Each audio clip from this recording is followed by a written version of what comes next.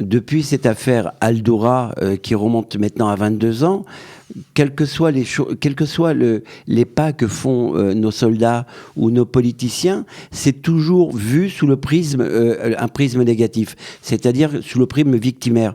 Quoi que fasse Israël, c'est toujours Israël qui est coupable.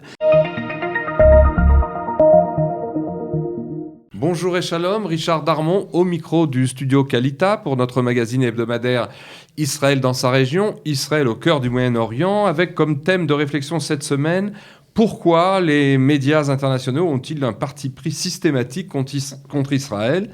Un réflexe, je dirais, presque pavlovien qui fut pleinement à l'œuvre, on s'en souvient, au mois de mai dernier, dans l'affaire encore non élucidée de la mort de la journaliste américano-palestinienne de la chaîne de télévision arabe Al Jazeera, Shiren Abu Akleh, lors d'un affrontement violent dans les rues du camp de Jenin entre Tsahal et les médias et les miliciens palestiniens. Alors, pour débattre de ce sujet avec nous au studio Kalita, André Darmon. André, bonjour et shalom, merci d'être venu. Vous êtes, je rappelle aux auditeurs, fondateur, voilà, plus de 22 ans, et directeur et rédacteur en chef du mensuel israélien francophone Israël Magazine. Et vous êtes aussi un journaliste connu en Israël comme en France pour la pertinence de ses éditoriaux et de ses analyses. Alors, tout de suite, une première question.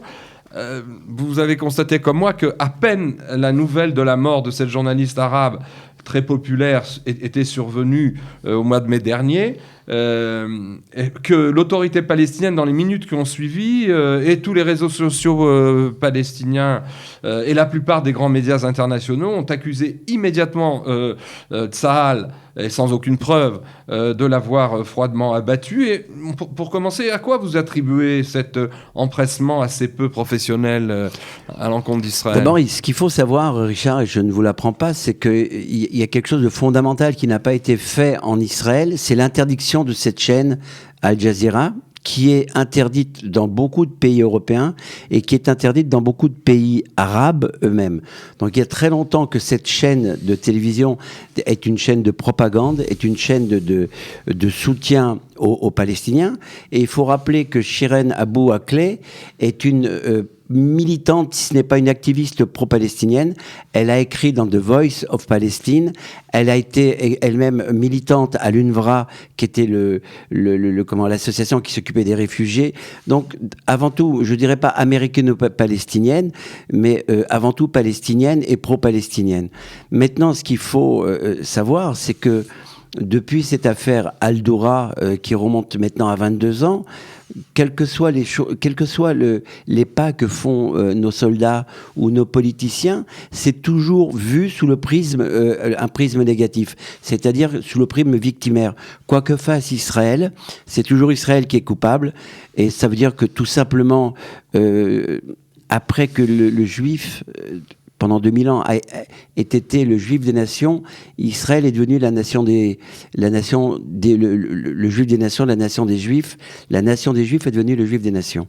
Donc, on sera toujours le bouc émissaire de quelques actions qui se passent, et on sera toujours accusé d'apartheid qui n'existe pas, accusé de tous les maux d'Israël. Vous m'avez remis en tête cette phrase que je comptais évoquer, mais c'est très bien que vous l'ayez fait vous-même, du fameux, l'ancien journaliste Paul Giniewski, que nous avons connu il y a quelques décennies, qui avait dit justement, peu importe ce qu'Israël fait, ce qui compte, c'est ce qu'il est, le juif des nations.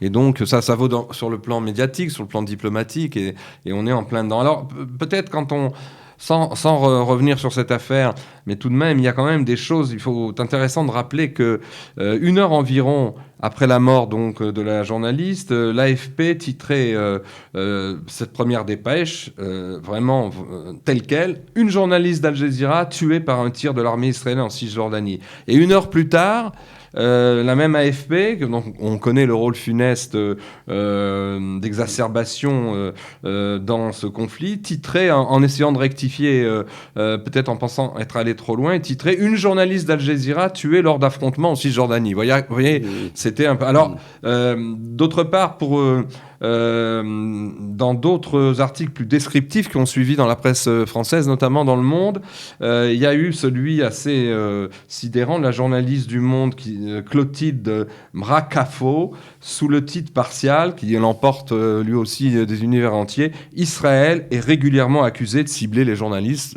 titre du Monde. Bon, ce que je voulais simplement dire, c'est que Shirin Abu Akleh se trouvait à Jenin. Donc Jenin, qui est l'un, si ce n'est le plus grand vivier du terrorisme palestinien, puisque c'est de là où sont sortis tous les derniers attentats qui ont touché et meurtri les Israéliens. Elle se trouvait en plus sur le champ de bataille, c'est-à-dire certainement... En zone de combat, au cœur d'une zone de combat. Elle était en zone de combat. Et quand on est en zone de combat, nous avons connu, il y a quelques années avant l'évacuation, les zones de combat de Gaza et du Gush Katif. Et bien évidemment, on prenait toutes les mesures préventives pour ne pas risquer de se faire tuer. Et je veux dire que quand on est en zone de combat, quand on est sur un territoire où les plus terribles terroristes palestiniens sortent de cette région que on doit le rappeler aux téléspectateurs, qui a connu Ramat Magan il y a 20 ans, qui a été expurgé normalement des terroristes au prix d'une vingtaine de morts de soldats israéliens. Donc on ne peut pas, quand on est une journaliste palestinienne, quand on est reconnu comme une activiste palestinienne, quand on se trouve au milieu d'une zone de combat, ne pas se dire qu'une balle, d'où qu'elle vienne, et de toute façon, aujourd'hui, l'autorité palestinienne n'a toujours pas, absolument pas voulu donner la balle. C'est, à mon avis, un aveu de responsabilité, un aveu de culpabilité, que ce n'est pas un soldat israélien. Et quand bien même un soldat israélien avait tiré, par erreur, ça peut arriver. Dans une fusillade, en fait. Dans une fusillade, il ne pourrait pas en être tenu responsable. Oui, alors, à l'opposé de ce parti pris sidérant, d'ailleurs, je voudrais juste citer quelque chose que j'ai trouvé, c'est que toujours dans Le Monde, dans un post sur Facebook qui est paru quelques jours après, le journaliste d'analyse Benjamin Barth saluait dans les termes suivants donc une citation d'un des lecteurs du Monde qui disait, je cite, « Israël est un État qui est et qui tue ». Fin de citation. Et lui, il a ajouté de son propre chef, ce qui en dit long sur les partis pris de ces journalistes, il a dit, sur un ton assez paternaliste d'ailleurs, « Bien dit mon ami ». Vous voyez, ce qui est assez intéressant. Alors, à l'opposé justement de ces parti pris complètement pavlovien, on a vu dans les jours suivants le porte-parole de Tsahal déplorer, comme vous le suggériez, que l'autorité palestinienne ait refusé d'ouvrir une enquête commune avec Israël, ce qu'Israël a tout de suite proposé, en allant jusqu'à dire, et c'est tout à fait, j'allais dire, élégant, et c'est complètement planant par rapport aux réalités du Moyen-Orient, en allant jusqu'à dire que... je cite, « Il est plausible que ce soit un tir palestinien qui ait tué cette journaliste, soit un tir non volontaire dans ce vif échange de feu en pleine ruelle de Jenin ». Fin de citation. C'est-à-dire Israël qui vit dans un univers, j'allais dire, médiatique, socio-culturel et mental complètement différent de celui des Palestiniens, accepte l'idée que ça a pu être aussi peut-être, comme on le disait tout à l'heure, par inadvertance. Et on a l'impression, en lisant ces communiqués de Tsahal, que les élites israéliennes, y compris de Tsahal et des autres, sont au Luxembourg ou en Belgique et pas sur ce terrain. Il y a un phénomène qu'on a connu en France, nous, dans la communauté, et qu'on commence à connaître un petit peu chez nous, Israéliens, c'est la haine de soi. C'est le refus de considérer son adversaire comme son adversaire, une espèce de syndrome de Stockholm à l'échelle nationale. Et il faut savoir que cet événement arrive à un moment, qui est arrivé à un moment extraordinaire.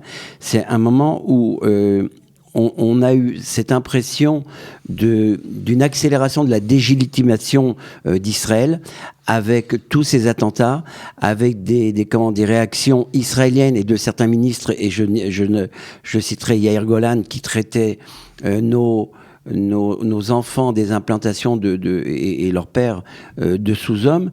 Donc on était arrivé sur un terrain, sur un terreau qui se prête non seulement je veux dire, aux attentats, mais aussi aux activités de délégitimation. Il faut rappeler quand même que l'affaire Al-Doura, qui est arrivée en 2000, et dont on sait que cet enfant se trouvait lui aussi sur une zone de tir entre soldats et terroristes palestiniens à Netzarim, en plein Gouche Katif.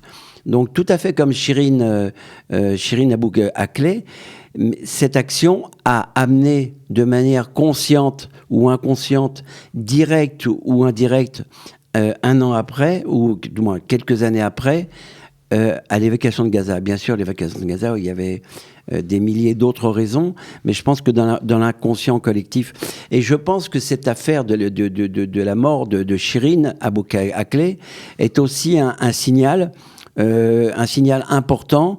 Et je crois qu'avec le retour de Bibi Netanyahou et d'une certaine rigueur politique et militaire, que ces étincelles non pas de rébellion, mais j'allais dire de meurtre, d'attentat, va s'éteindre, et que la délégitimation qui existe depuis des années va peut-être enfin se réduire. Alors on a eu une réaction intéressante que je voudrais dire rapidement, car c'est pas toujours le cas. Je me souviens, quelques années, j'avais fait justement moi-même une enquête que j'avais apportée à l'ex-ambassadeur d'Israël à Paris, Avi Pazner. Une enquête, c'est une sorte d'enquête audit sur l'image d'Israël dans les médias, l'image d'Israël en péril, j'avais appelé ça. Mais là, on a eu une réaction intéressante du porte-parole de l'ambassade d'Israël en France le lendemain de cette affaire, qui a dit ceci, ce qui est quand même assez rare. Il a réagi, disons, avec les mots qu'il fallait. D'après moi, la mort de la journaliste Abu Akleh est une tragédie. Si pour l'heure aucune preuve ne permet de déterminer qui est à l'origine des tirs qui l'ont atteinte, il s'agit, en fait, je l'ai oublié de le dire, de Simon Seroussi, le porte-parole de l'ambassade d'Israël à Paris. Eh bien, aucune preuve ne permet de déterminer qui est à l'origine des tirs qui l'ont atteinte. Je rappellerai que l'armée israélienne fait tout son possible pour protéger la vie des civils et bien sûr celle des journalistes. Abu Akleh exerçait, c'est ce que vous disiez, dans une zone de conflit. Elle se trouvait dans un repère de terroristes où sont partis des meurtriers qui ont assassiné 19 civils israéliens ces derniers jours. L'armée israélienne est entrée dans cette zone pour arrêter des terroristes et a été prise à partie par des tirs nourris face auxquels elle s'est défendue. Voilà. Et il conclut en disant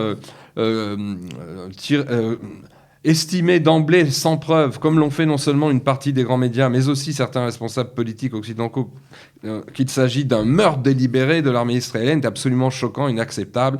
Cela prouve un biais anti-israélien ancré, extrêmement malheureux. Fin de citation.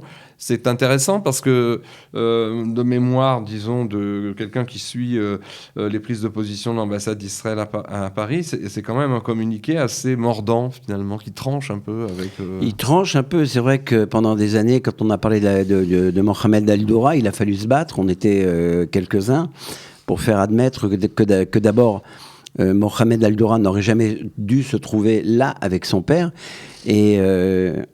Et d'autre part, ce qui est peut-être le plus important, c'est que, et j'ai eu l'occasion d'en discuter avec Charles Anderlin, le fameux Charles Anderlin, qui, sans avoir été sur les lieux de l'action, avait dit que l'armée israélienne avait tué Mohamed Al-Doura, et des rumeurs depuis 15 ans laissent à penser que Mohamed Al-Doura n'est pas mort. Absolument. Donc ça ajoute encore à cette désinformation, à cette propagande palestinienne, et c'est à mon avis là où le bas blesse pour nous Israéliens, alors que paraît-il que nous sommes des as du marketing, des as pour nous vendre. Absolument. Bon, on va en reparler en conclusion, mais je voulais poser une autre question.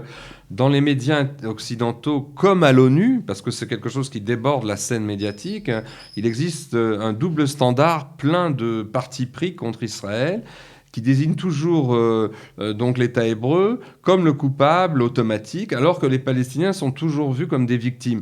Et ça m'a ramené, en fait, en avançant cette analyse, à la phrase qu'avait prononcée il y a déjà 2 décennies la sociopsychologue Eliane Amado-Lévy-Valency. Elle avait ainsi décrypté cette asymétrie et cette manipulation. Elle a dit « L'Occident victimise toujours les Palestiniens pour culpabiliser les Juifs ». Et il s'agit bien de ça, que à l'ONU et ailleurs, c'est le même phénomène. Mais bon, c'est la conséquence lointaine de la Shoah. Je veux dire, il est clair que l'Europe a mis des années à se déculpabiliser elle-même de la Shoah, parce qu'elle avait, il faut le dire, un poids terrifiant. Il y a eu non seulement 6 millions de juifs, mais il y a eu 55 millions de morts pendant cette Deuxième Guerre mondiale. Ils ont eu du mal, et le seul moyen qu'ils aient trouvé pour se déculpabiliser de cette Shoah qui nous a tant meurtris, nous, juifs, c'est de culpabiliser à nouveau Israël et de remplacer un petit peu les acteurs de ce conflit en faisant des Palestiniens les Juifs de la Shoah et des Israéliens les nazis d'antan. Donc c'est pas très intelligent, mais ça a fonctionné.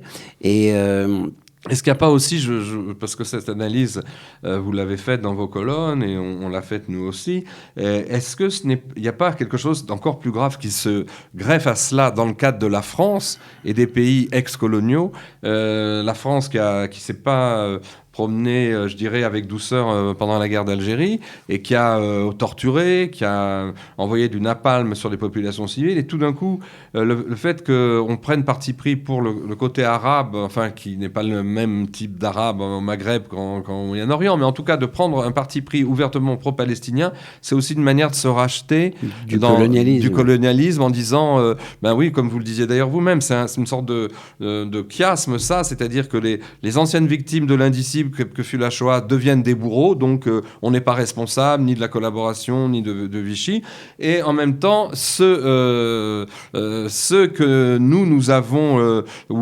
martyrisés, puisque la guerre d'Algérie c'est quand même quelque chose qui pèse sur l'inconscient collectif français, il y a eu des procès, des livres, et bien tout d'un coup on se dédouane finalement aussi de ça en accusant les Juifs de martyriser des Arabes. C'est clair, j'ai parlé de la Shoah parce que je suis beaucoup plus préoccupé par cet événement indicible, mais il est évident que le colonialisme français, moi, il m'arrive très souvent d'avoir des conversations extrêmement heurtées avec des Français.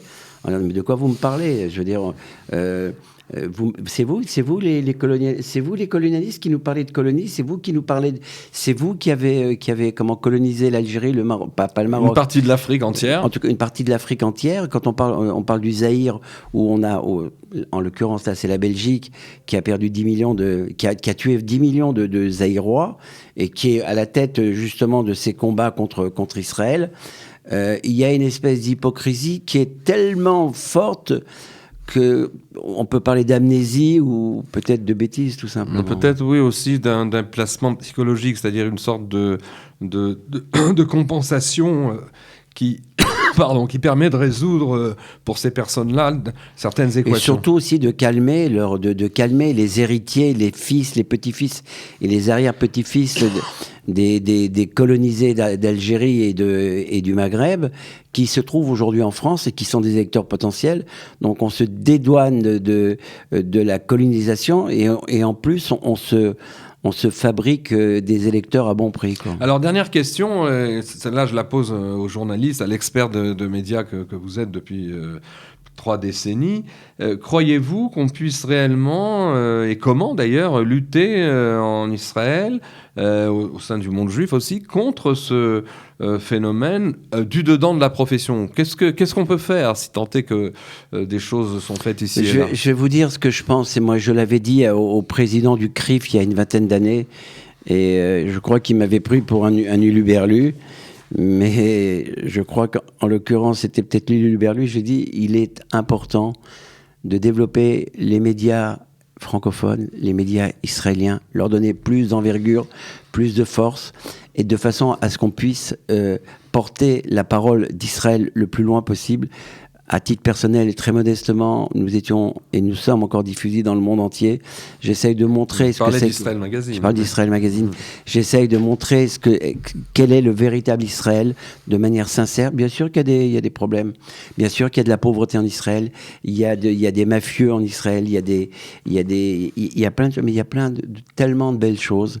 Et je crois que c'est du devoir des patrons de la communauté, qui soient en France, en Belgique ou même en Israël, et pas simplement sur le plan francophone, c'est de donner des forces aux journaux, de donner des forces aux médias pour répandre la bonne parole. Oui, alors c'est un travail de Sisyphe, parce que Travail de Sisyphe. par rapport, je dirais, aux médias électroniques, à tout le mal que font les chaînes de télévision et qui martèlent. Mais quand je parle de médias, je parle de télévision, je parle de réseaux sociaux, je parle de tout ce qui peut accéder au public, à l'homme de base, quoi. Écoutez, merci André Darmon. On arrive au terme du temps qui nous est imparti. Je vous remercie d'être venu. Et puis, je vous souhaite bon succès dans ce travail de fond que nous sommes les uns et les autres tous en train d'essayer de mener. Merci de nous avoir écoutés, Merci à vous. aux auditeurs, et à la semaine prochaine.